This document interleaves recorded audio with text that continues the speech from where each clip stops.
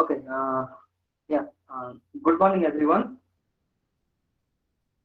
So, welcome to the first session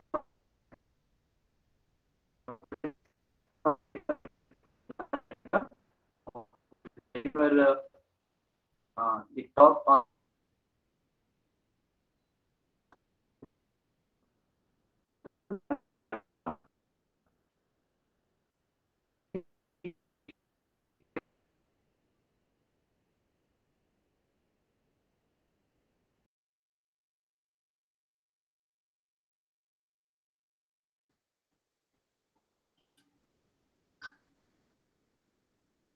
Hello, Dr. Pali. I think we cannot hear your voice. Oh, okay. Maybe some internet problem, I guess.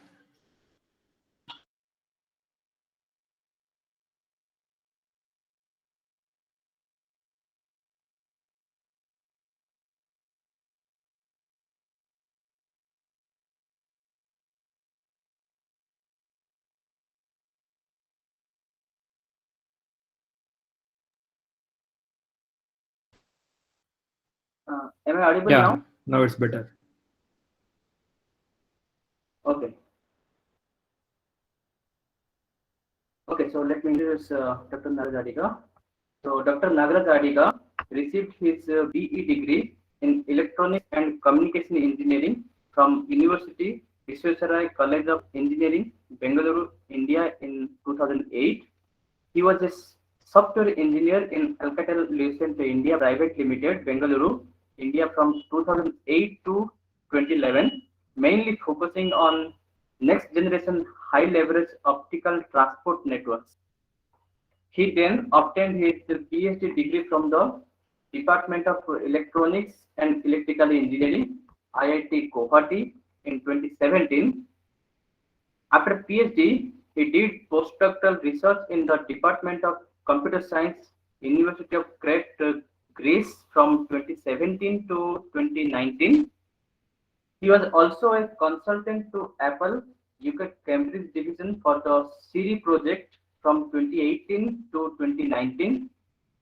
He is currently working as a senior research scientist in Japper Media Labs, Bangalore, mainly developing end-to-end solutions for conversational AI for the applications like voice bots and voice audit analytics. His research interests are speech processing, signal processing, and machine learning. So he has first experience in industry, maybe more than almost 5 years. Okay, so let me not take more time on this. So let's hear from Dr. Nagaraj Adiga what he has for us today. Yes, over to you, Dr. Nagaraj Adiga. Thanks, Dr. Pali, for a wonderful introduction. And good morning to everyone. So I will just present my screen. Yeah, so today we are going to talk about speech synthesis. So speech synthesis means like you can imagine like for a new beginners actually what speech synthesis means. From the machines can we generate speech similar to human speech, something like that. So that is the basic what we do in speech synthesis.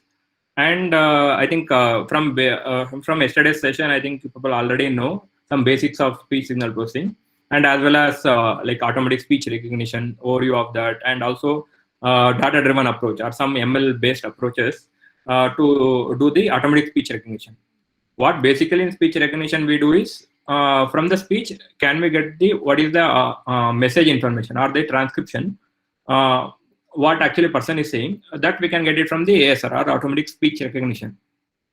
So which is with the help of either some neural networks or with some traditional methods. And finally we get the from speech to text. So here what we do is the reverse of that actually. So from text can we get some speech from the machines or with using some advanced algorithms.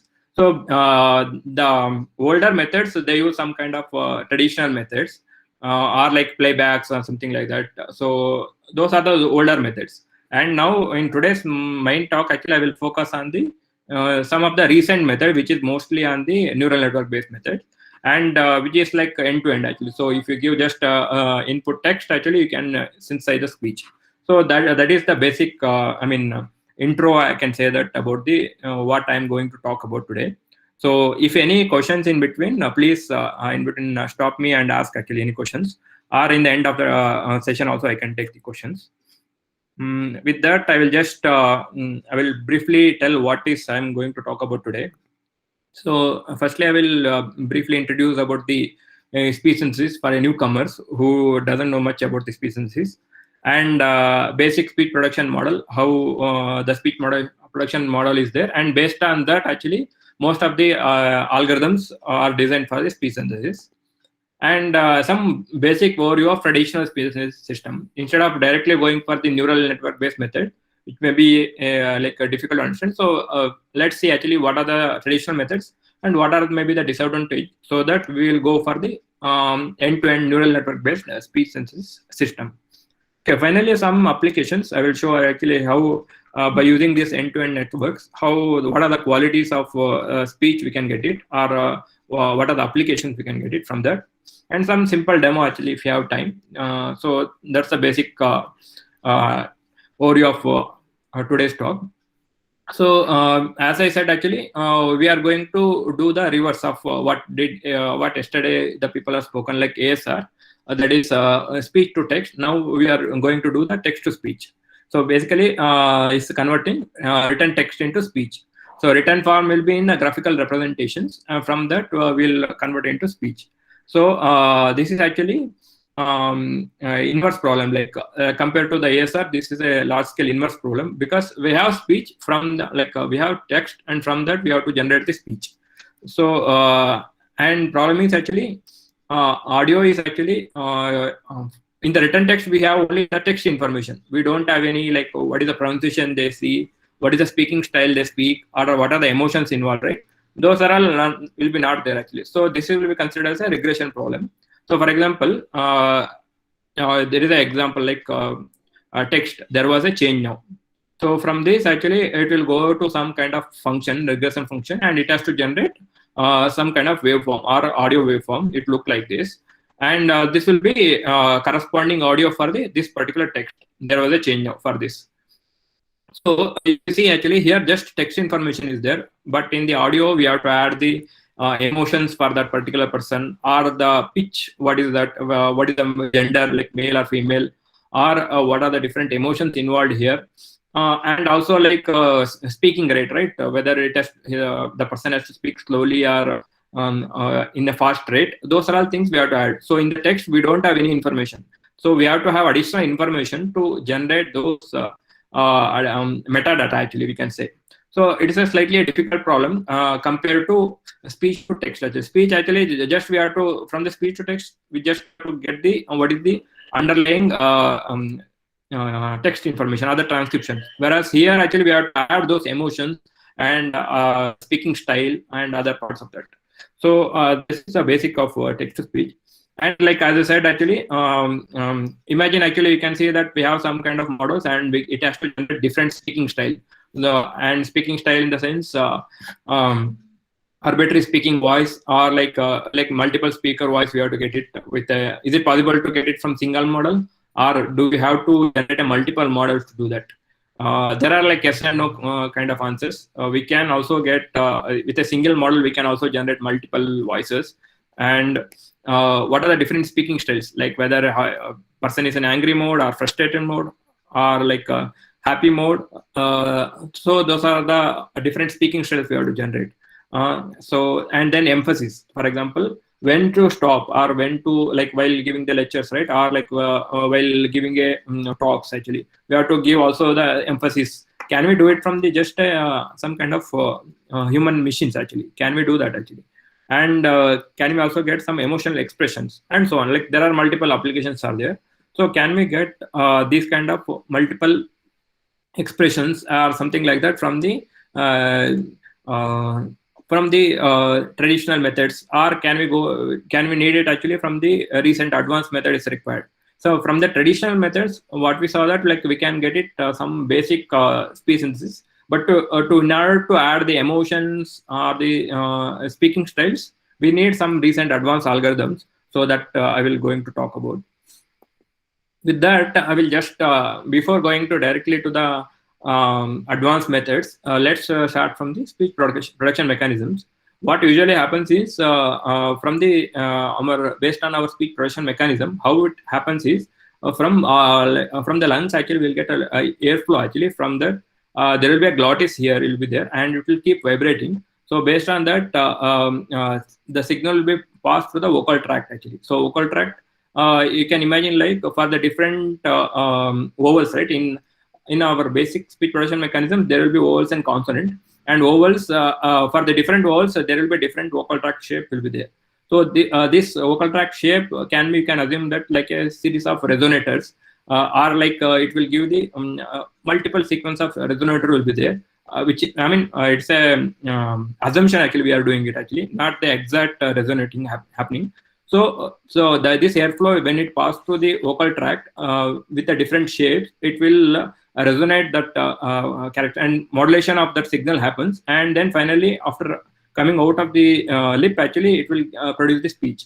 So this will consisting of, you can consider actually something like a convolution actually. So this will be some excitation source information, and this you can consider as this vocal tract shape, different wave shape is considered as some kind of the frequency response or the filter response, you can imagine. So that's why when we want to simulate or like emulate this kind of mechanism, we need some kind of frequency transfer characteristics to give the information about the vocal tract, how to, for the different sounds, how this different vocal tract sound units actually modulate, right? So for that, actually, we should be represented from the frequency transfer characteristics or like vocal tract informations, we can say. And then for the like simulating for the excitation signal, we need some kind of magnitude information, and what is the pitch, and or like what is the rate of this glottis is vibrating it. So that information is required. And also like whether not all the time for all the sounds we have this excitation will be there. For voiced sounds like vowels, there will be just a simple pulse excitation, or you can imagine like that. And for unvoiced sounds, this vibration will not happen. So it will be like a random noise, you can imagine, or like some kind of turbulent noise will be there. So these are the simple, I mean, we are trying to form the problem like this actually, so that we can synthesize the speech actually. So for example, if you think about our simple signals and system concept actually, so for us actually there will be a signal will be there, that is excitation signal, and that will be go through the vocal tract response or the linear like LTA system you can consider actually for that. So basically this way, this will be, speech will be a convolution of excitation signal and the vocal tract information or the system response. So and for example, earlier I was saying actually there will be for voice sounds, it will be a periodic vibration will be there. So for that actually we can simple mechanism is we can generate a train of impulses, and for the unvoiced sounds it will be a random noise we can generate. And so there will be a switch mechanism will be there, which will be form a excitation signal. It will be go through our vocal tract information or like vocal tract transfer response, and then finally we get a speech information. So this vocal tract information we can modulate either from MEL frequency coefficients, like this is a standard feature actually we use it in the speech production mechanism, or like LPC or like line spectral pairs actually we can say, which is more stable than the LPC coefficients. That's why we use LSP. So these are the coefficients we can model use it for the modulating this response actually. And so this is simple source filter model. So what we do is actually in synthesis, like also we try to emulate this kind of source filter mechanism or this kind of model for synthesis. So when we have know the information about what is the pitch period of that particular person, we can get a sequence of train of impulse trains, and then with that actually we can generate an excitation signal. And if you know the vocal tract information's MFCC coefficients, then we can generate the speech. So this is the basic introduction about the source filter model. And then we'll see actually what are the traditional methods are there. So in the traditional methods, as I said earlier, there is always a formant based speech synthesis, because our vocal tract shape will be based on the series of resonators. So can we try it with a series of resonators, like with a multiple resonator, can we synthesize that? So before 90s, they used to do like that. So based on the, for example, if you want to generate some oval, there will be 3 different formant frequencies will be there. If you generate that one along with the excitation signal for that particular person, so then you can create the that basic sound unit for that oval R. Similarly, you can generate for the oval E, something like that. So then based on the rules, like rules in the sense of for which sound and which person, what is the formant frequency we have to get it. With that, we can get the rule-based formant synthesis. And this was there before 90s.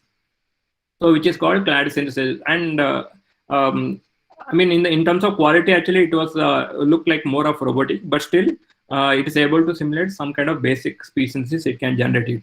And so this is one of the famous synthesis was clade synthesis, which was proposed in '82. And if someone wanted to introduce like if you want to know about the basic of the speech system, you can refer this paper, actually, clade synthesizer.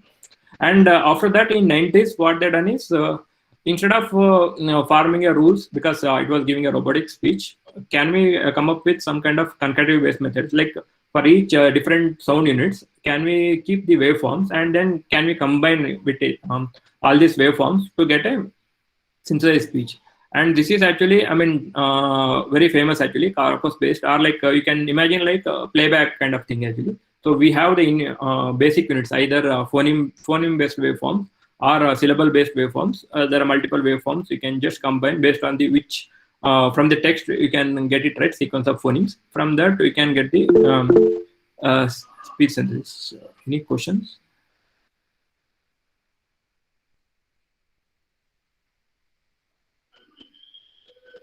Any questions?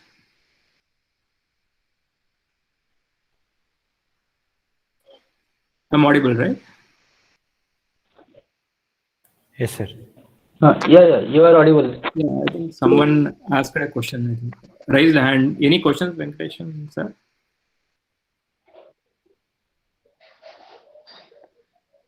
Okay, I think I will just go ahead then. Yeah, you please carry on. Sure. Okay, thank you. Yeah, so what was happening is in the concatenative synthesis, we can use the sequence of concatenative speech unit waveforms, and from that we can synthesize the speech. And this was very famous, actually. And then till, I mean, recent, till now, actually, I mean, many people still use this base method, even though there are some difficulties are there. But the voice quality, you will get very high quality synthesis. With this, we can get it. And still in many companies, they still use this one along with the end-to-end recent one. It is not replaced all the places. Still, some people are using this concatenative based synthesis. So, for example, you can imagine like there will be multiple units for this each individual phoneme units. It can be phonemes, or maybe it can be syllables, something like that. So that we can combine it, and based on some kind of target cost and concurrent cost, we can join together, and we can get a speech units.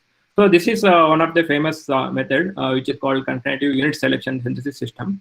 And here they call it unit because speech can be represented in different units like phonemes, syllables, or graphemes, something like that. So these are the different representations. But basically, underlying mechanism is in a database we store all the waveform units of each fundamental units, and then based on the text we get it, actually we can join those waveforms and get a speech. So that is a basic underlying principle here. And one of the problem with this method is actually this is for one neutral. Imagine this is for neutral speaker, and if you want to change it for different emotions, we cannot directly introduce the emotions here. Or if you want to change the speaking style, or if you want to increase the speed or something like that, it's very difficult to actually, because there will be each waveform is coming from a different representations. So it's difficult to change all those speaking styles and emotions here.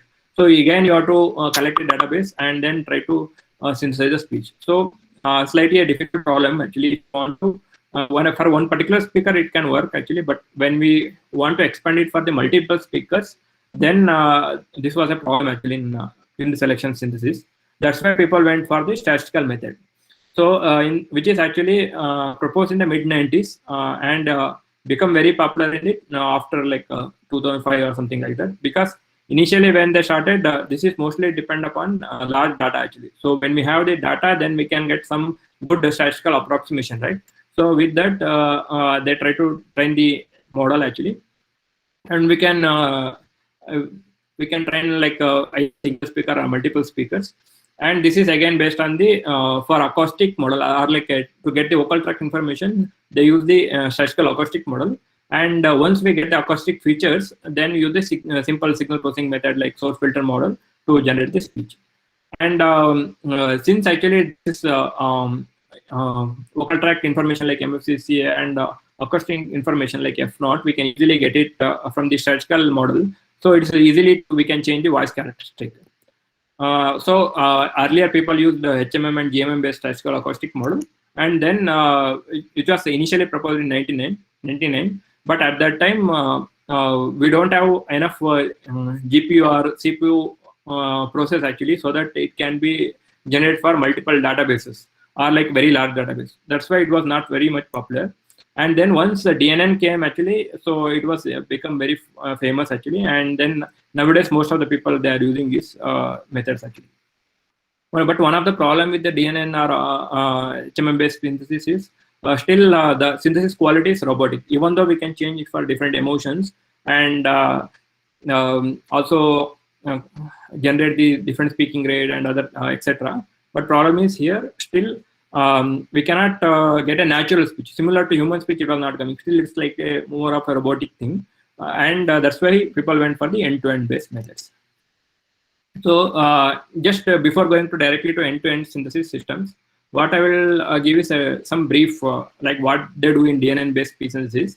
So for example, imagine there will be text will be there. So for example, there was a change now, and based on the front-end model, so you can imagine this like a front-end processing unit, which will give actually some kind of how much pause you have to introduce from this front-end model. And for this, there you can represent it in fundamental units of phonemes. For example, there is a DH is there, they, there, and was. Was is actually W-R-R-Z, was. And then there was a change now. A, for that A, we represent in a fundamental unit of R, and then change. And then again, now actually. So now actually N and AW, now we can represent. So this is a graphical representation, and this we can imagine like a phonetic representation or phoneme representation. So basically we are converting from text to phoneme representation. And then for these phoneme units, we have a statistical model which will give corresponding acoustic features. For example, imagine for DH phoneme, what are the MFCC features are the fundamental frequencies.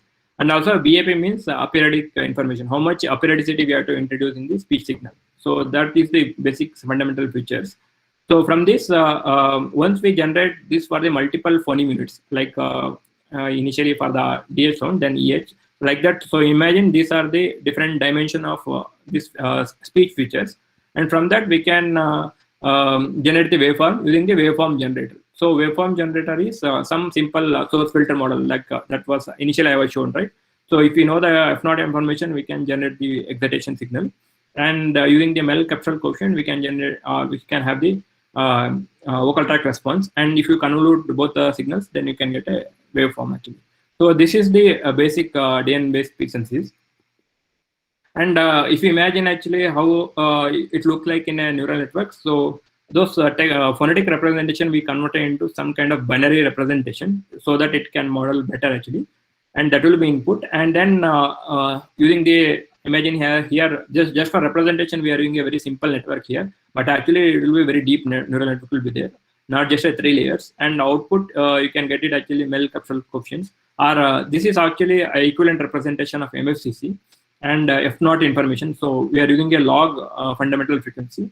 A log will be since F0 range will be very high.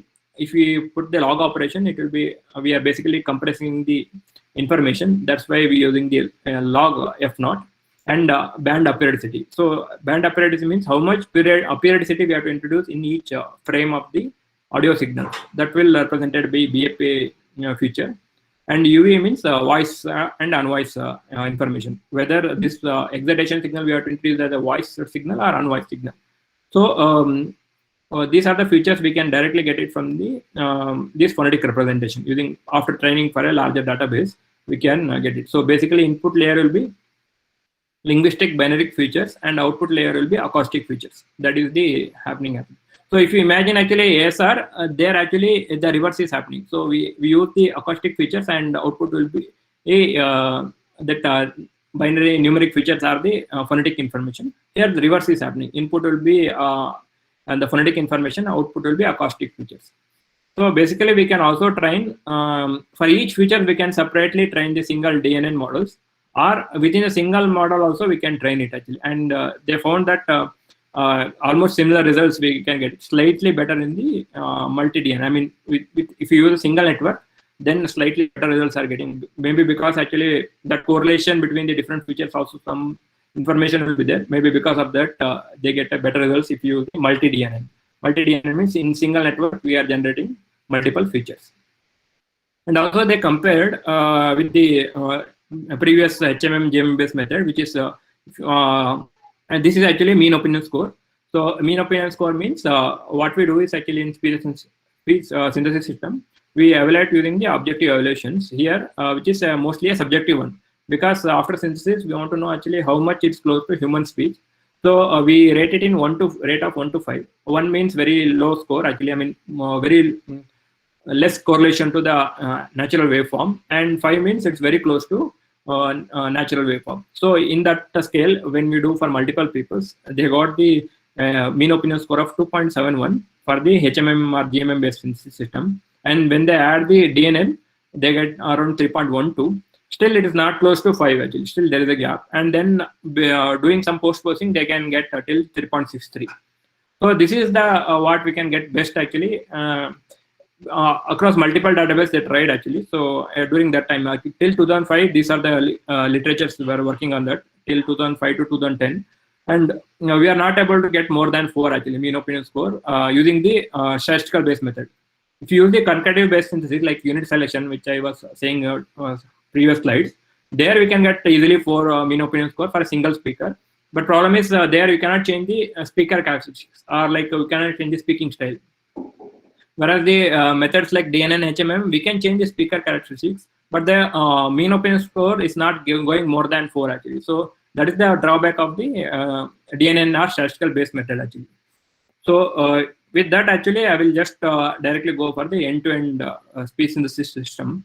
But before that, if you have any questions on till this time, maybe we can take it actually, if anyone wants to have, because information for people. Okay, Dr. Nagaraj, so you can see one question in chat box. Okay. Regarding front end. What is the front end and how it is done actually? Okay. So front end means actually it is basically some kind of module where actually, for example, imagine our input will be text written form, right? Whereas actually actual sound units will be it will be different in a basic fundamental phoneme units actually. So for example, imagine example of bus, right? Bus actually while writing we write it as BUS, bus, right? And then while pronouncing we say that it is like just BAS actually, or like BAS, right? Or like cat we write in CAT, but actually it's just KY and T actually we represent. So it's for converting from graphical representation to phonetic representation, we use this front end. And also if you want to add some kind of additional information like meta information, like whether how much we have to give a pause, or like what is the fundamental frequency, those are the features actually we are before processing into either concurrent based synthesis or the statistical parametric acoustic model or neural network model. We use this as a front end processing actually, converting from written form to some kind of representation which is more close to phonetic representation. That we what do actually in front end. Any other question? I hope this answers for KNH Srinivas. Okay, yeah.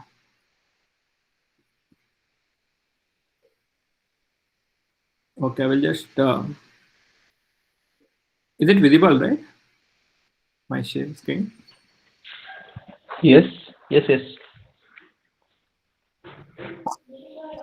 Sure, sure. Okay. So, yeah, with that introduction about the basic speech synthesis methods and some of the traditional methods like statistical parametric methods using DNN or HMM, and also like connective parametric speech synthesis.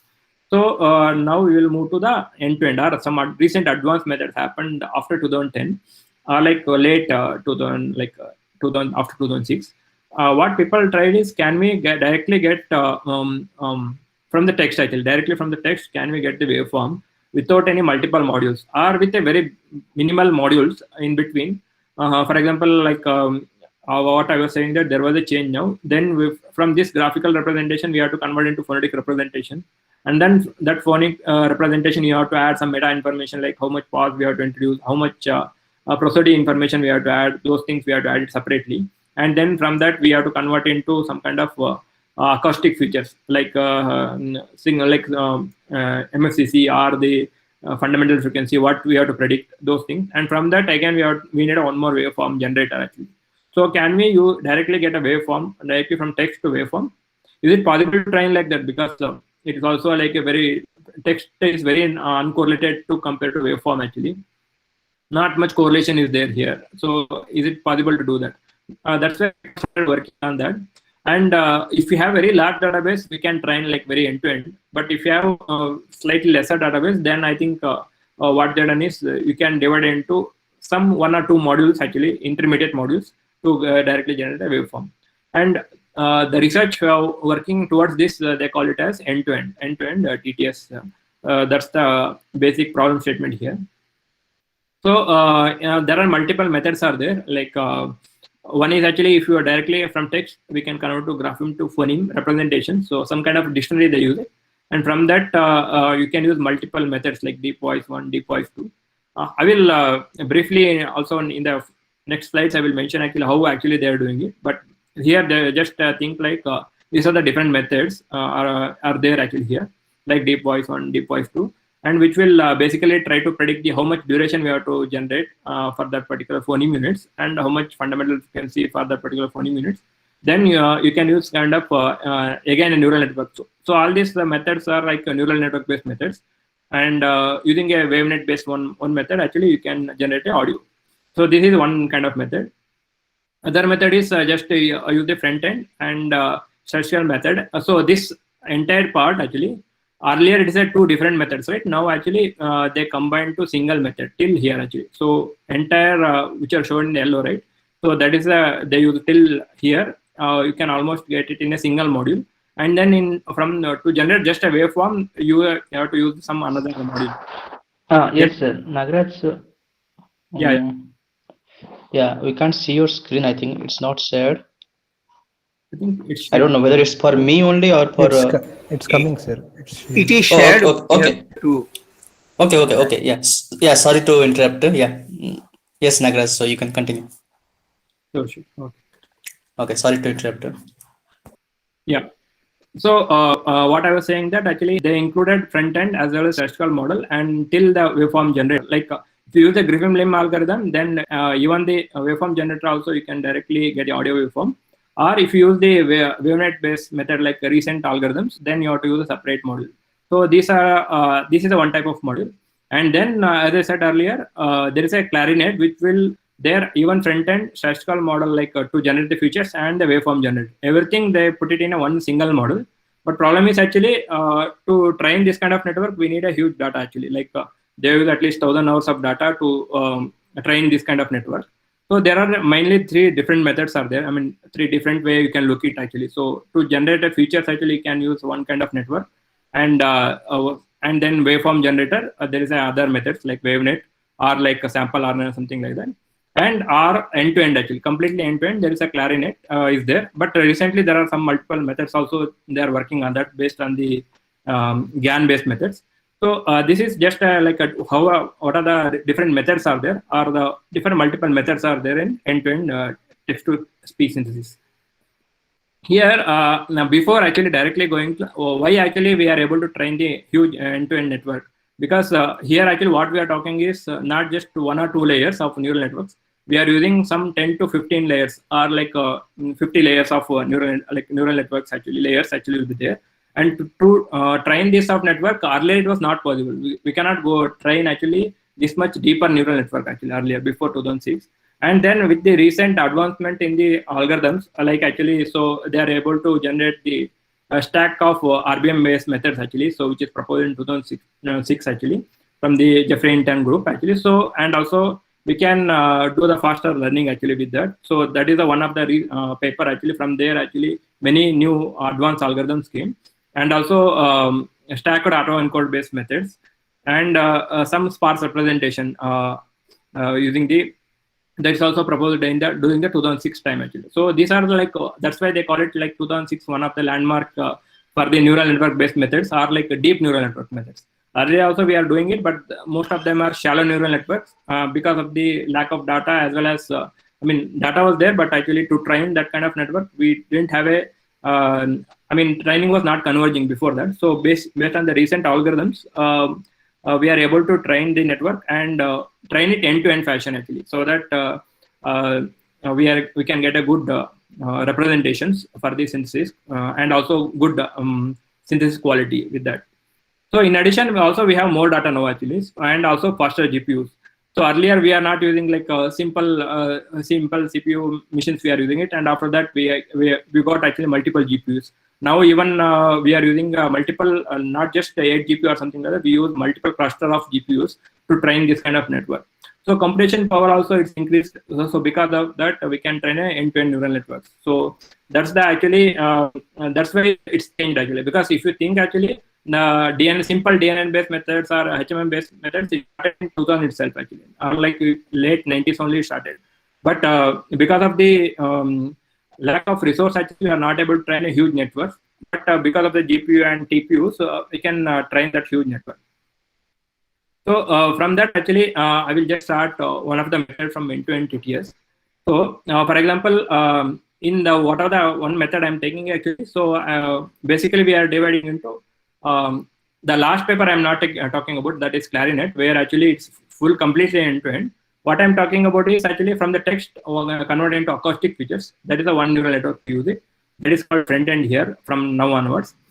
And so that is actually phoneme sequence to acoustic feature representation. So first step is from the text input, can we convert directly to acoustic features? For that actually we can use Decatron model or deep voice model, or transformer based or fast speech. There are multiple methods are there. And in today's talk, I will talk about Decatron 2 module. And there are similarly, there are different methods are introduced by, this method is introduced by Google, and also like Baidu introduced this method. And multiple people are working on this.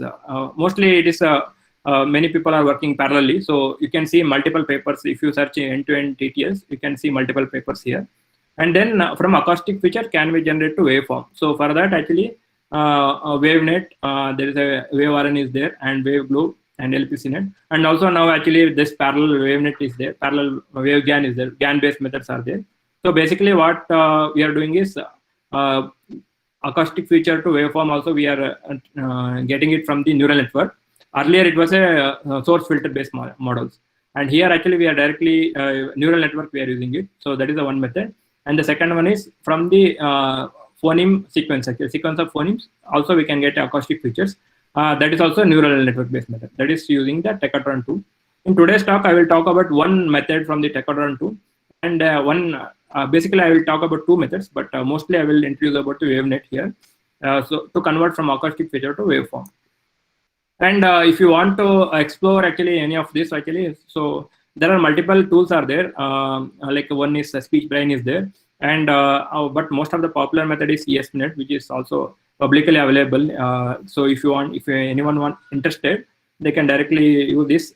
There are some demo versions also. There are some pre-trained models also is there. So if you want anyone, so you can start using this toolkit already. Main advantage of the end-to-end TTS is we can get very good quality. Like synthesis quality is the mean opinion score we can get more than 4. And when we hear this voice, actually we cannot differentiate between the natural and this one. Actually, that much good quality we can get it, and more control. Actually, we can easily change the speaking styles. We can change the multilingual also. You can do, like for example, if we give the English speaker person, he can speak like a Spanish or a Mandarin. I have some example I will show in the end actually. So those are the advantages in the more flexibility is there actually in end-to-end TTS, along with the good quality. So in concurrent based synthesis, we are getting good quality, but there was not much control was there. Whereas in the HMM or DNN's previous methods, we have more control, but we didn't have very good quality.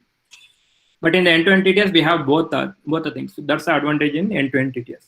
But only thing is we need a lot of data and a lot of resources like GPU or something like that is required. Yeah. And yeah, so before that, I will just start about Tecotron. If any questions, anyone has questions?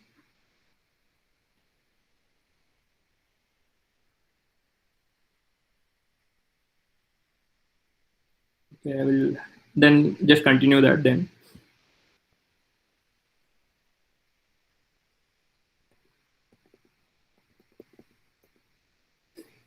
Yeah, so first what I will do is I will give an overview of Tecotron 2 module actually. So what in the Tecotron we do is actually, one is actually what I was saying, that this front end and statistical module, both together we can get, and then waveform, like to waveform actually to generate we need a spectrogram. So directly from text we can get the spectrogram information actually. So that's what that Tecotron is does actually. Initially it's proposed from Google. Initially they started with Tecotron 1 actually, the first version, and then come up with the second version. Now most of the people are using the second version, where actually they combine the front end processing also. That is actually basically we are converting text to some kind of phonetic embeddings from using the neural network, and from that phonetic embeddings we convert it into spectrogram. So that is also there actually. So that is in the Tecotron 2. And here previously actually we can also use the Griffin-Lim algorithm to generate. So if you don't want to train one more network, we can just directly use the Griffin-Lim algorithm, which is from the spectrum we can directly get audio. So basically Griffin-Lim algorithm is some kind of phase information we can add it from iterative method. So that is the one method, and then second is the WaveNet method. So I will talk about both the methods now. So what in Griffin-Lim algorithm we do is actually is kind of from the magnitude representation of short-time Fourier transform, can we get directly the waveform representation or time domain representation. So this is a iterative algorithm actually. So what basically it does is actually we assume that some kind of complex representation, and to assume that actually we need a spectrogram. From the Tecotron module, actually we can get a spectrogram representation, and from this real spectrogram, what we do is we try to generate the phase information using the iterative algorithm. So initially we assume some random samples actually, and with that random phase, we try to represent in a complex representation, and using the and then for that actually we try to compute the angle. And then since anyway we already know the real spectrogram from the Tecotron method actually from the previous algorithm, so with that we add that representation to convert it into complex representation, and then we can do the inverse short-term Fourier transform to get the audio, reconstruct the audio. And when we do iteratively for like some iterations like this, where actually phase keep reconstructing actually, and from that if you train for like 30 to 50 iterations, we can actually get a actual waveform actually, which is we are randomly introducing that phase, which will be almost similar to like a natural waveform. It looks like I mean the quality was not like similar to natural waveform, but it's almost similar. We can get it actually. So we have to train for 30 to 50 iterations, and initially when they are trying to get end-to-end networks, so what they done is they use the Griffin-Lim algorithm. In WaveNet, if you want to train, then we need again one more neural network. So that's why Griffin-Lim algorithm is just you can say like some kind of hack actually. You can directly get audio and see that whether we are getting a proper audio or not. So for that purpose, they use the Griffin-Lim algorithm. And also, like if you want to train such kind of big network, we don't know actually, we cannot train one more neural network, which is a costly operation. That's why people use the Griffin-Lim algorithm. And also to get to know how much good we are getting from the spectrogram representation, that is we can get to know from the Griffin-Lim algorithm. And then another method is WaveNet based method. So WaveNet actually we can either directly from the text we can directly get the audio waveform, but for that actually we need a lot of data. But otherwise actually we can use the more correlated information like acoustic features. So in the previous method, what I was saying, that we can get a spectrogram. From spectrogram to audio, it's more correlation is there. So for that purpose, instead of if you need from text to audio, if you want to convert, then we need a lot of data to convert this kind of mechanism, I mean, this function to learn actually. But if you have the acoustic features spectrogram, which is more correlated to audio, so for that actually it's easier actually. So WaveNet is a one method actually. There are multiple methods are there. WaveNet is one method. And so if you compare the previous previous slides, what I was saying, that like we are to convert from acoustic features to waveform, we use the conventional signal processing methods like source filter based method. So where actually we get a source exaggeration part, and then if you convolve with the vocal tract information, we can get a vocoded speech. So, but the quality is more of a vocoded in nature, which is not more like a robotic in nature. So in the WaveNet, what they done is they use some kind of neural networks where actually input representation will be acoustic features along with the fundamental frequency. And when we train a bigger neural network, we can get a directly speech. So this will act like a vocoder actually. So basically this is source filter based vocoder, and here actually similar we try to simulate it similar by conditioning the acoustic features. We can get a speech waveform. So this is the basic introduction about WaveNet vocoder. So I will just when it's initially introduced, actually it is introduced in 2016, but in 2018 Google I/O 2018, the CEO of Google, he just introduced that one. I will just play that one for you people. Is codenamed Holly. She was a real person. She spent months in our studio, and then we stitched those recordings together to create voice. But 18 months ago, we announced a breakthrough from our DeepMind team called WaveNet. Unlike the current systems, WaveNet actually models the underlying raw audio to create a more natural voice. It's closer to how humans speak. The pitch, the pace, even all the pauses that convey meaning. We want to get all of that right. So we've worked hard with WaveNet, and we are adding, as of today, 6 new voices to the Google Assistant. Let's have them say hello. Good morning, everyone. I'm your Google Assistant. Welcome to Shoreline Amphitheater. We hope you'll enjoy Google I/O. Back to you, Sundar. Yeah, so so someone wants to hear the entire talk, you can get it here. But basically what here what we can stress is, like, if you can hear the quality actually what we are getting it from the WaveNet. So it is very natural, and also it's more controllable. Like it is giving more pause, and while handing over to Sundar Pichai also, you can see that there is a smooth transition, and that emphasis they are giving it actually. So now actually till now we get, I mean in the previous slide we get to know that how the synthesis quality can look actually from the WaveNet. So as I said earlier, so it started in 2016 from the DeepMind group, and which is you can say that some kind of extension of parametric methods. But actually in the parametric method we are not using the more of context information, like we are not using the previous information. So that is we are using in WaveNet. So to predict the current waveform, we can use the previous samples. So previous samples we can go till t-1. So in WaveNet, what they do is we can generate the current samples from maybe like some 1,000 samples, or like till 4,000 samples. We can go, we can do that using a dilated concept called dilated convolution. So from that actually, what basically it represents is the current samples we can predict from the previous some 1,000 samples, or like maybe 2,000 samples. So basically, it's we are saying that like that the samples dependency we are not using it in earlier neural network methods, or the simple DNN based method or HMM based method. So some previous 2 states or 3 frames we are using it, but not up to the 1,000 samples we are not using it earlier. So because of that huge neural network, we can do that in WaveNet. That is the one changes. And also other thing is they represent everything in terms of quantized bins actually. So the -1 to 1 range, if you normalize it, then these bins they represent in usually either in 256 bins or like 2 power 8 representation, or 8 bins or maybe 16 bins. So that is the one thing they do it. And second thing is actually, like I said, actually, for example, so to predict the current samples, it's not only depend on the current sample, the previous sample also dependency is there.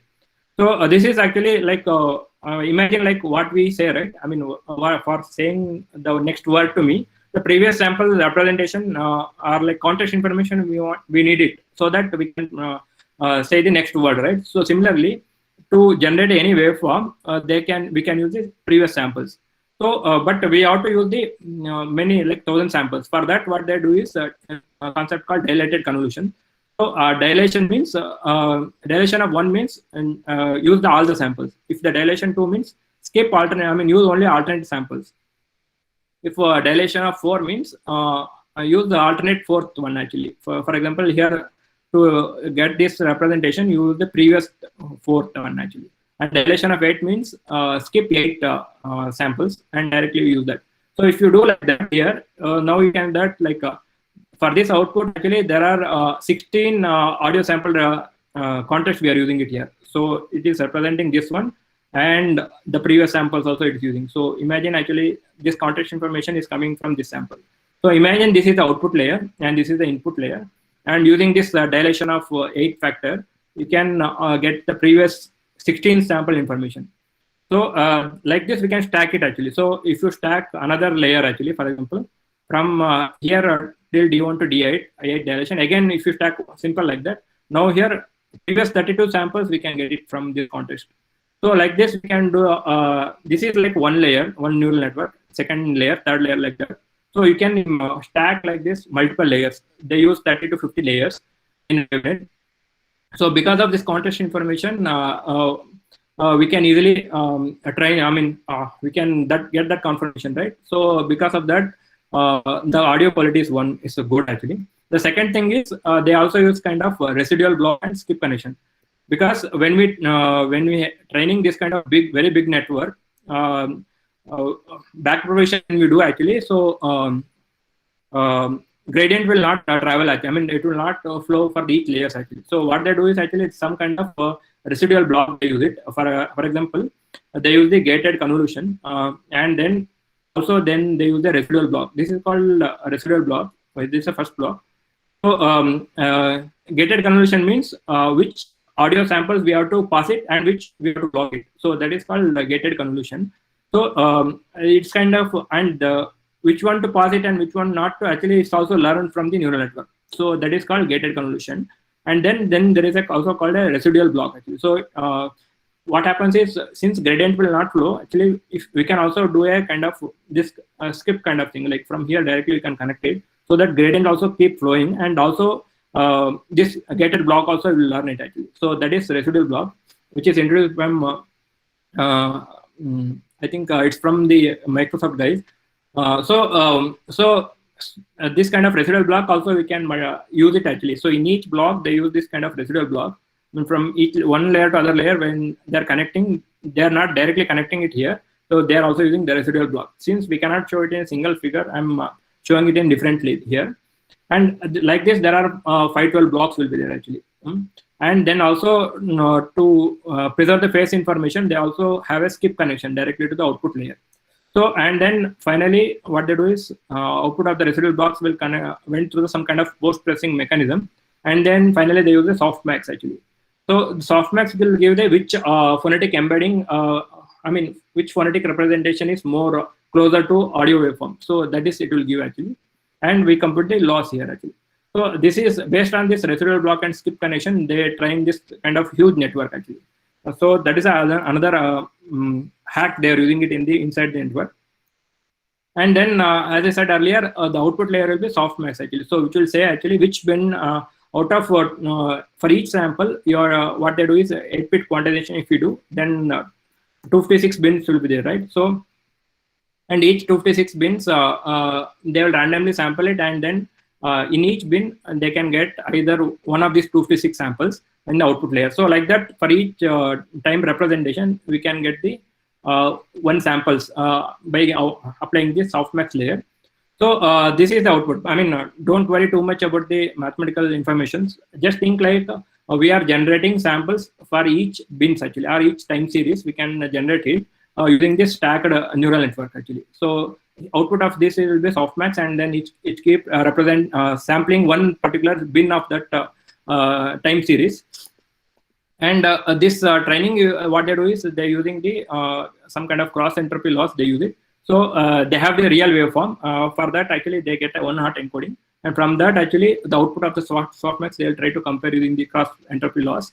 And with that, they get the output waveform. So this will be directly from the simply if you use the acoustic feature, I mean, without acoustic feature, if you just use the raw waveform, then this is actually directly end-to-end. But if you use the conditional, you can do the better training by conditioning along with this representation x1, x2, x3. You can also condition with the acoustic features.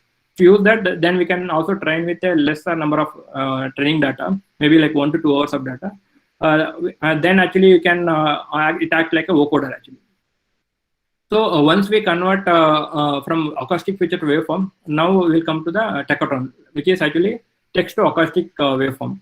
So for example, input will be phoneme sequence, and then from phoneme sequence actually we need to some kind of G2P. G2P means graphic phoneme representation, and then output will be actually from this input will be phonetic representation, and output will be MEL spectrogram.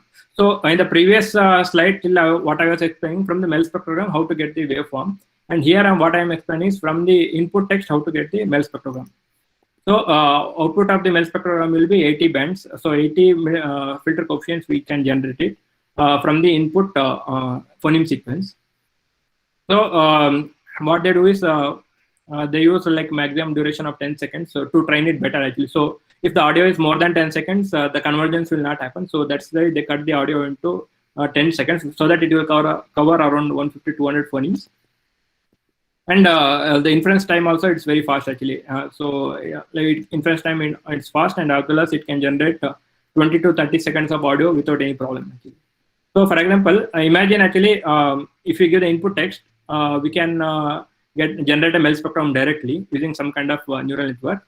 And from this MEL spectrogram, we can generate waveform actually, waveform using the wavenet. So this overview of the wavenet I already discussed in the previous slides. Now from the wavenet, what I'm saying that like you can directly get a waveform. From MEL spectrum waveform, we can get it from the wavenet network.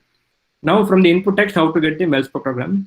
So for that actually what they do is they use some kind of autoencoder kind of architecture. So we encode it using the input text, we convert into a phonetic embeddings using an encoder, and then from this phonetic embeddings we convert it into spectrogram using the decoder actually. So this input text will be converted into some kind of phonetic compressed representation, phonetic embeddings, and then using a decoder we convert it into spectrogram. But problem is actually this phonetic embeddings, we don't know how much duration we have to generate it actually.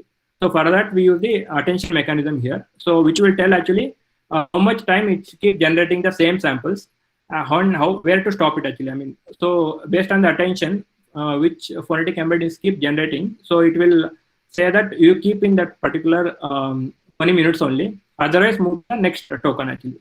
So that's why we use the attention mechanism here.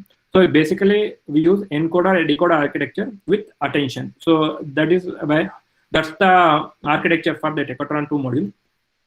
For example, imagine we have input text which will be around 512 dimensions, and this 512 dimension we use again 3 layers of convolution with 5x1 filter. And if you are from the statistical parametric methods, then they also use the pentaphone kind of representation. Maybe you can imagine like 5x1 filter as representing that pentaphone to capture that pentaphone information. And then again output will be actually 512 dimensions to freeze in each direction. So since it's a bidirectional LSTM. So if imagine we have a T samples, and then with the Z dimension, that is 512 dimension, we convert into actually again T cross 512 dimensions. So we are upsampling into T cross 512 embeddings, and from these embeddings, what we do is again we convert into which one to select actually, along with multiple phonetic units actually, which is embedded here. Which one we have more emphasis we have to give? That is done from the this attention mechanism. And then actually here also there is a one loopback is there, which is auto-regressive. So current frame is also depend upon the previous frame generated actually. So it can predict one well from the encoder input and as well as the output from the previous decoder. That is also we are passing it out to generate the current well spectrogram. So basically here actually, since it's a 2 LSTM layers, we get at 1024 dimension. And this 1024 dimension is, we can directly use this as a linear projection. I mean, a linear spectrogram we can use it, or we can convert it using the post-processing layer to convert into MEL spectrogram. So this 5-layer post-net will convert into MEL spectrogram. And final output we are projecting into 80 dimension. So basically it is convert 1024 dimension into 80 dimension MEL spectrogram for each time series.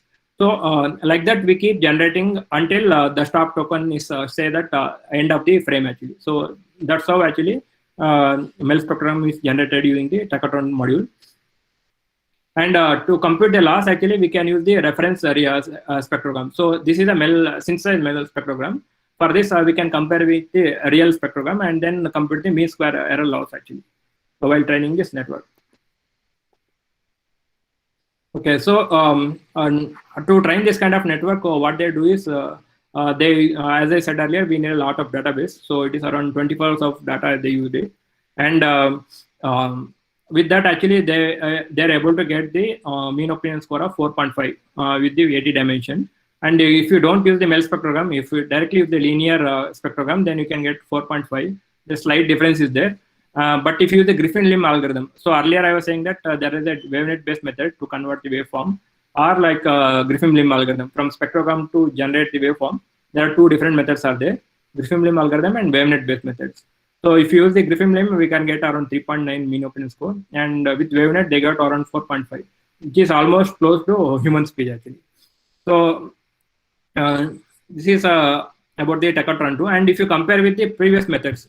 So there were actually a parametric statistical method, which is mean opinion score. It was giving it since it's a single speaker model, the mean opinion score is 3.4. And one of the problem with the parametric method is it is not close to the human speech. That's why you can see that mean opinion score is also very less actually 3.4.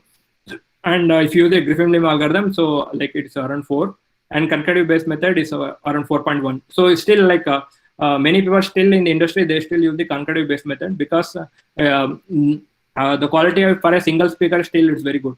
Even though it is not controllable, like you cannot convert into different styles.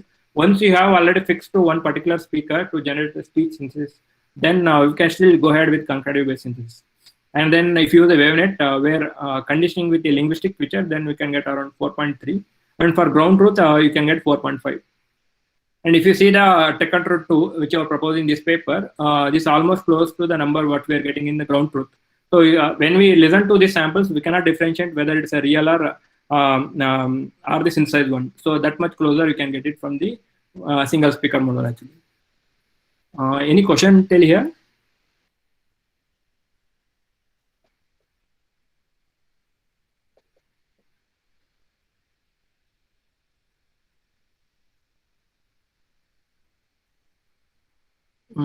Okay, I will just continue that, and maybe in the end of the presentation you can take questions. So till now we discussed about the parametric methods. I mean end-to-end methods, and also compare with the different methods like the previous method, Tachytron, concurrent or wavenet-based methods. Now we will talk about how to do it actually. So one thing is like if you someone wants to start with the neural network-based methods for the speech synthesis, then they can use the ESPNet tool. This also support ASR and also speaker direction and speech enhancement. So if someone wants to use it, then this is a good library or tool, and they also export multiple database and like English, Japanese, and different languages. Multilingual is also there, and also it supports multiple speaking rate and multi-speaker also you can do it actually. And input can be either phonetic representation or maybe character level. So if you don't want to convert, I mean, if any low resource language is there, and if you don't know the, I mean, actual phonetic representation from our grapheme to phoneme representation is not there, then you can directly use the character-based method using the ESP.NET. So that kind of support also there. And so this is widely used. I mean, so there are alternative methods also is there, but this tool actually explored for multiple database. That's why I was suggesting it. And even what are the results they got it, what they are doing along with Tekkatron 2 method, they also add the transformer-based method, and also they compared with the different methods there here. So you can see that almost similar results they are getting it. Yeah. So along with this, one more recently a waveform generator is came actually, that is called parallel waveGAN, which is a GAN-based method. So I will just another 5 minutes I will talk about this parallel waveGAN. So which is also recently proposed in 2020, last year ICAST. And one of the advantages, the WaveNet actually, since it depend upon the previous samples, so the inference time actually it's very slow actually. So to generate maybe like 2 minutes of data, you have to wait for like 20-25 minutes. So that is if you want to use it for kind of some kind of real-time application, WaveNet is not I mean not good actually. So what people recently use is the GAN-based method, which is actually better compared to the WaveNet method. I mean it's almost gives closer to the mean open score is almost close to WaveNet, but it's very fast actually. That's the advantage of parallel waveGAN. And mean open score almost 4.15. I mean which is almost close to natural, and supports both the single speaker and as well as multi-speaker training parallel waveGAN method. And model size is very compact, so you can easily, if you want to put it in any device or any cloud device also, it's very easier, and decoding also it's very fast. That's what I was saying, inference time is fast. So just actually so briefly I will mention about that. So you can imagine actually earlier also we are doing the waveform generator, but at that time we are just using the auxiliary features like that spectrogram, right? So that is we are conditioning it and get a waveform output actually, raw waveform output we are getting it. But the quality of that depends on how much huge network we are using it in generator. So if you reduce the number of layers in the WaveNet, or like instead of 50 layers, you can reduce it, then quality will be degraded. So what they do is actually with the lesser layers, you can still get a better results using the GAN concept actually. So what they done is they try to add the adversarial loss here, and also initially just by adding an adversarial loss means they use one more discriminator. What the discriminator does is in GAN is they try to compare the original natural speech compare against the synthesized speech. So using the one more numerator called discriminator, which will differentiate between whether the sample is real or fake using the discriminant network. And this kind of loss is called adversarial loss. So for the WaveNet, they try to add the adversarial loss. And what they found that since they reduce the loss, still they are not able to get a good results. And what they done is they added an additional loss called short-term Fourier loss actually. So here actually what we can see that by adding the short-term Fourier transform with the different bands, so what they done is they taken one particular samples generated and also natural sample, and for both samples they try to compute the STFT short-term Fourier loss in different bands, and then compute the loss between two actually from the natural as well as the synthesized one. So using the short-term Fourier transform loss actually they got mean open score of again 4 here. So what they found is actually without using the adversarial loss, they got actually a slight improvement happened actually by adding GAN. But if when they add the short-term loss, actually almost it increased to mean open score of 4 actually. So basically what we can see that even though we are going for the neural network based methods, but still some signal processing methods are still in handy actually. So here they use the short-term Fourier loss actually, which will improve the overall synthesis quality. And then so what we done is we tried internally in Japper actually we tried to generate actually using the Tekkatron as well as parallel waveGAN. Initially we trained with a large database, and then around 10 hours of data we used it, and then with that we try to do the fine tuning or transfer learning for a smaller database, like using 30 minutes of data. Can we clone for any particular speaker, for example some of the celebrity speakers, just for to know that capability we are trying it here, not for any commercial application as of now. So what we done is initially we had taken some initial database of 10 hours of data, And for that, on the top of that, we taken the 30 minutes of Shahrukh voice actually, and can we generate the synthesized speech? So we tried it. So I'll just play some sample. Thank you for calling Airtel customer care. How may I help you? So this is actually Shahrukh is speaking like a customer care voice. Thank you for calling Airtel customer care. How may I help you? And we use just 30 minutes of English samples, and then without and use the language ID actually. We didn't have Hindi data of Shahrukh Khan speaking, but we are able to synthesize Hindi voice here. अगर एक हफ्ते के अंदर यह आपके account में वापस reflect नहीं होता तो आप हमें कभी भी कॉल कर सकते हैं और हम तुरंत आपकी समस्या का समाधान करेंगे. Yeah, so he's able to speak Hindi, but even the speaker identity is there. Some slightly it's faster, so that we can again fine tune it. But here the main focus is actually can we train just with 30 minutes of data and still do this end-to-end approach, right? So with that, can we voice clone for some of the celebrity voice? Like similarly, we tried Modi voice. We used the Hindi data, and from the Mann Ki Baat we selected it. मेरे प्यारे देशवासियों, आप सबको नमस्कार. फिर एक बार मन की बातें करने के लिए आपके बीच आने का मुझे अवसर मिला है. So from Hindi voice, we try to convert it to English. We didn't use any English data for the training. Yeah. I believe that this award belongs not to me personally, but to the people of India. Yeah, here you can see that that Hindi accent is there here. We are not able to get that English accent, but the speaker identity is still preserved here. And also we tried for the English US accent Obama speaker. Thank you for giving me your time, Harshit. I see a bank is providing some incredible investment plans to you. The Orwell admitted to the hospital this morning. They have not only dedicated their lives to this country, they have been a constant. Here actually what we done is we didn't we collected the some of the interviews from the speakers and then used it. So you can hear some kind of background noise that is actually coming from the background environment, right? So even though we clean some of the data, but still that background ambient noise, right, that's still there. So if ambient noise is there actually in the training data, then that will also come here actually. So that's why you can hear some kind of noise. But if you have clean data of any celebrity speaker, we can get still better than these samples. So these are one of the applications there. Any question till here?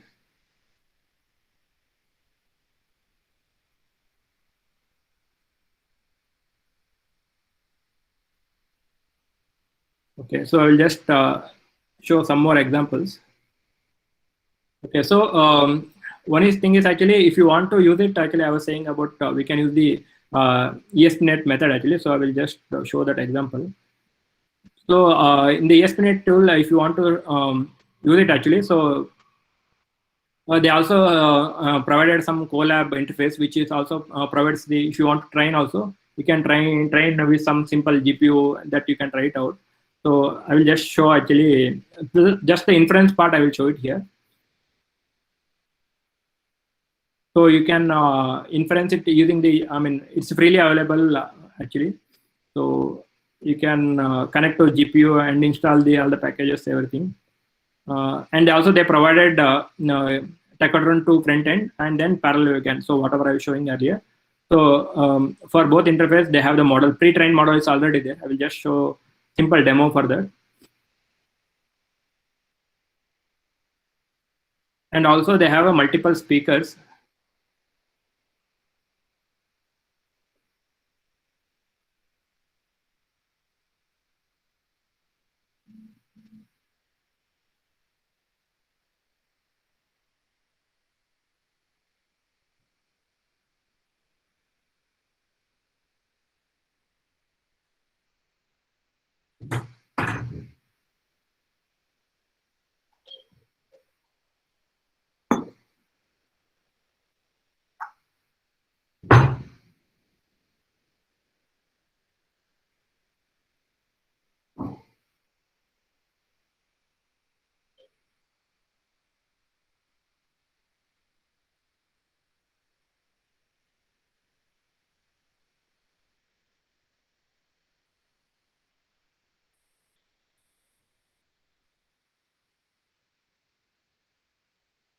Yeah, so what they have done is actually they also with different vocoders, they have different text-to-ML models like Decathlon 2, as well as some transformer-based method, and also conformer. Conformer is actually along with transformer, they also added the CNN-based methods. So if someone wants to explore, they can use these features along with the fast speech method actually. And also vocoder, I was saying that they are having WaveGAN-based method that I showed previously, and some recent methods like multi-band LGAN, Hi-Fi GAN style. So these are some GAN-based method which will be inference time is very fast. That's why they are using it. So we can select a particular speaker. For example, you can choose the any particular speaker and then which vocoder you want actually.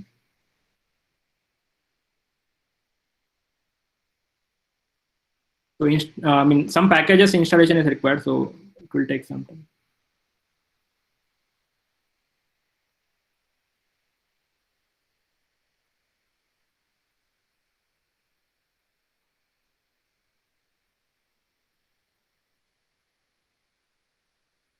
So anyone has some questions, maybe you can ask it.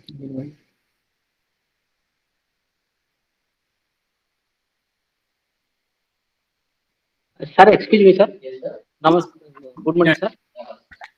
Yeah, good morning. Sir, where is the software available? Yeah, software is available here. So if you search ESPNet, right, you can get it actually. So this is the software, ESPNet. Sir. Sir, this link is there. I will provide it in my slides. This is the link. I will share it in my slides, so you can use it. Okay, sir. Okay, sir. So all the packages like it also supports ASR and also it supports. The screen is not visible, Yeah, sir. Screen is not visible. Huh? Okay, I will just stop sharing.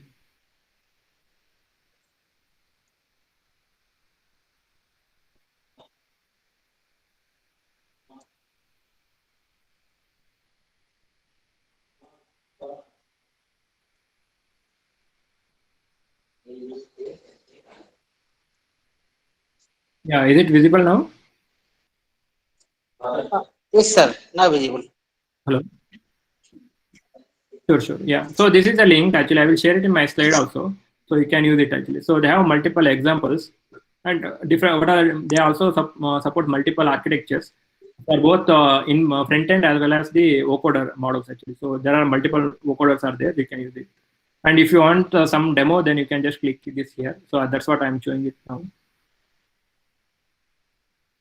Yeah, so I can just type some text actually. So this is uses the pre-trained model actually. So it uses this model.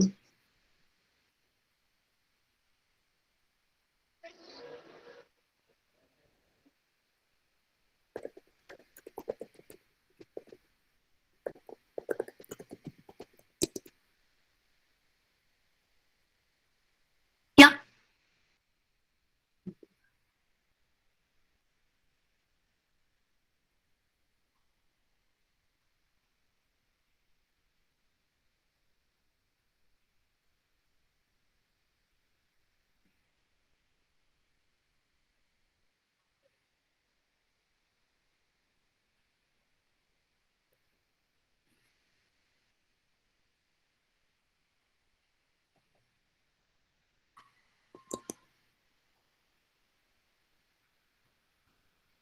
Testing speech synthesis demo. Yeah, so this is actually some pre-trained model is there. So that's what I was showed. But you can use any of the voices. Multiple voices are there. So if you want to try it out, then you can use it directly. But if you want to train or fine tune on the top of it, these models are available here. So you can use some of the models here already. It's available in this location. So you can use it actually. This is what I want to show it there actually. ESPNet is one of the tool actually, but there are some other tools also there actually. So you can use it like SpeakPen or some other are there. I will provide those links in the slide. Yeah, so other than that, some other applications are like we can also speak like a foreign accent. For example, so if you train the model with the speaker ID and then language ID multilingual, and also with the some kind of Tacotron module. So you can also get the speak like a foreign accent. So for example, this I am taking from their paper, so from the Google paper. So here actually reference will be English speaker. So if you give the reference of English speaker, it can speak in Spanish and Mandarin, for example. The theme of the movie is reincarnation. So the same speaker is speaking, if in Spanish, it will look like this. Una rival que había tenido una historia amorosa con Christopher. So another example. No somos seres aislados, formamos parte de la cadena universal de la vida. Similarly, if we same speaker, Continue to follow Pennsylvania 14 South. if you give the reference of one audio of this one, we can convert it into Mandarin speaking, same speaker but speaking in a Mandarin style. 第一班商业航班在1919年来往于美国和加拿大。它的动机更加务实和政治化。 So like this, we can cross language voice cloning also we can do it. Like not only in single language, but we can also convert into different languages. One of the example I also showed in like Shah Rukh Khan speaking in Hindi. So similarly, they also tried, but this is with a larger database they tried actually, and also we can also convert into different prosody actually. So I mean different accent also we can get it. For example, from North American, can we go to say, Indian female or like a North American male, something like that also we can do it. The group didn't walk through Central Park, they ran through it. So this is the one example. If your same speaker is speaking in North American female, it will look like this. The group didn't walk through Central Park, they ran through it. The group didn't walk through Central Park, they ran through it. If in Australian accent, The group didn't walk through Central Park, they ran through it. The group didn't walk through Central Park, they ran through it. so I will just play the Indian accent. The group didn't walk through Central Park, they ran through it. Yeah, so these are some of the examples.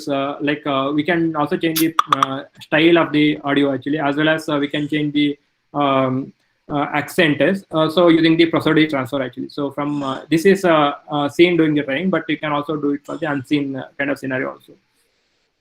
Yeah, so these are some of the example, like one is voice cloning and then speaking like a foreign accent and converting to a different prosody. So these are some multiple applications.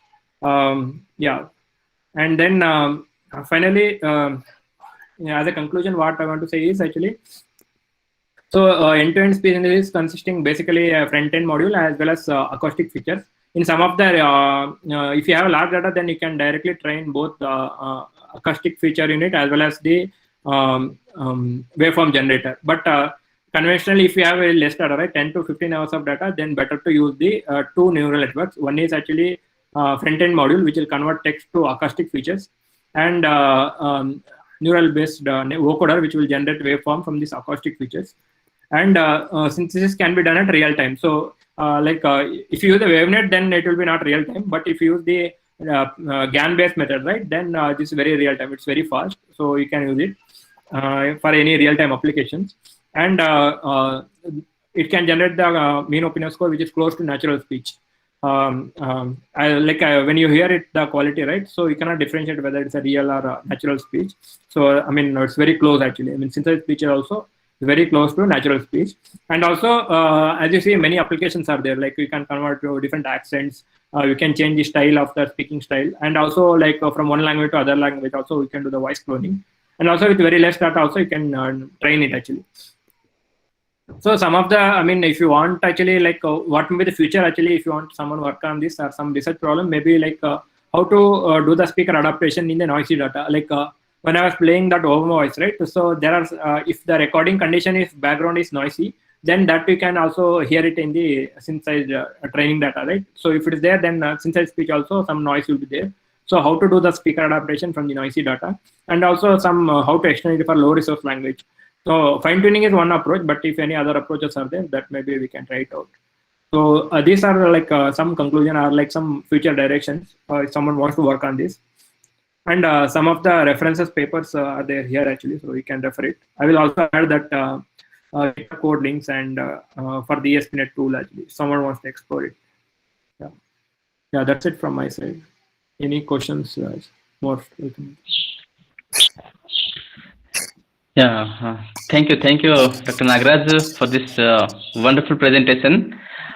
Yeah, so you presented from the beginning, I mean, from decades back to what's happening really now in the industry, in this area, in this text-to-speech synthesis. Okay, but having said that, now I would like to consider taking questions from the audience. But before that, there is one question from, yes, Nagraj, if you can see here. So there is one question from this one, right? From the audience in the chat box. Can we use model for social media text? Yeah. Okay, I will just. I think at the end.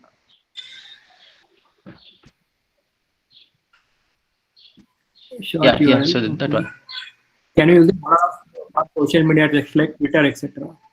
Model for social media text like. Yeah. I mean, sure. Social media text will be some kind of. Shorthand will be there, right? I mean, so maybe we have to do actually some kind of pre-processing for those text. I mean, the social media text, that slang or some short form will be there, so that we have to convert into equivalent representation. Then I think we can still use the current approaches like front-end processing. So basically, it will come under front-end processing. So you have to convert into equivalent representation of text actually, and then you can use it. So social media text, we can use it. But if you want to train the model, then we need such kind of data. At least we need some kind of 30-40 minutes of data if you want to do some kind of transfer learning approach actually in this end-to-end network.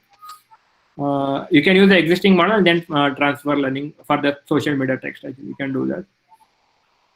And what is that last question is, what is the difference between phoneme and grapheme?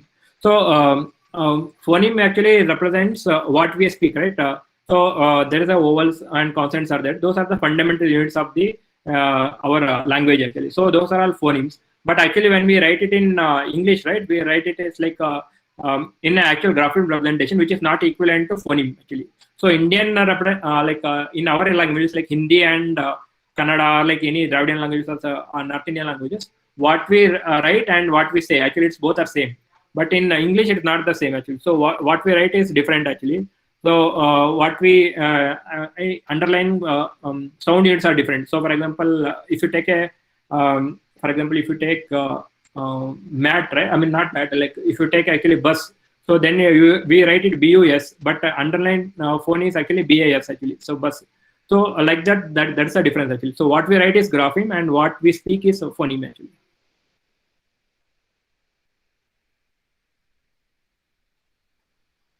Any other questions or clarifications? Yeah, anything you want to ask? Yeah, anything, questions or feedbacks, anything.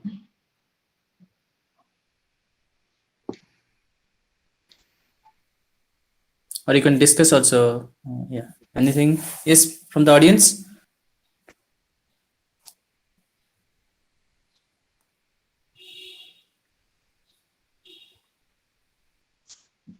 Okay.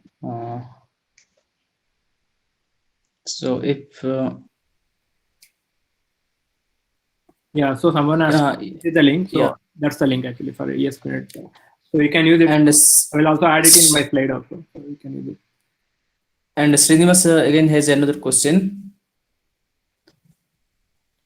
Yeah, so speech enhancement. So ESP.NET also provides multiple methods. So for example, if you see here, you can see here it supports ASR. So if someone wants to try ASR, end-to-end ASR, right? So end-to-end ASR means again it's not like traditional one. End-to-end means so again if you directly give the waveform, you can convert it into a transcription. So that kind of support is there. So and they support also multiple architectures, and all architectures are state of the art. So you can use the recent methods. So if you see here, these are the 2020-21 papers. Those algorithms they added here, and similarly for the TTS also it's there, and also they added speech enhancement, and also speaker derivation, something like that. That also we can do it. Single speaker, multi-speaker also they have tried, and all are end-to-end neural network-based methods. So someone wants to try it out, you can try it out. And maybe before doing that, maybe you can try the examples. Maybe using this demo link, right? If you open in the Colab, you can do that actually. So. And also it also supports voice conversion, speech translation methods, machine translation method, and some other frameworks are there actually. Yeah.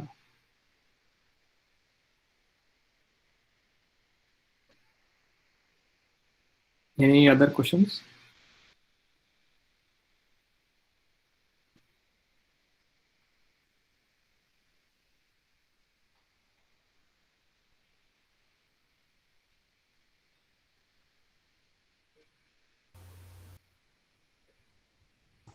Okay, any other questions?